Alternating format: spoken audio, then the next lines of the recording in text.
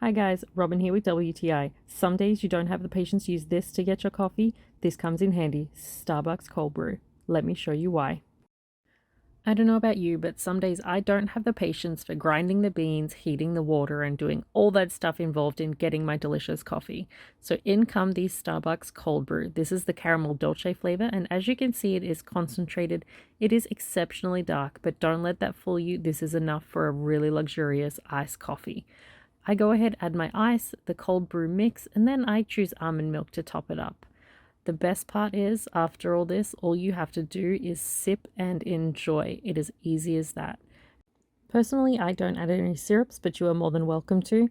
I honestly just like to sit back and relax and enjoy my nice chilled beverage on a super hot day. It hits the spot. So I have these on hand for any last minute coffee emergencies, or if I just want a cold refreshing brew rather than a hot one. So I love them. I'm sure you will too, but that's just my point of view.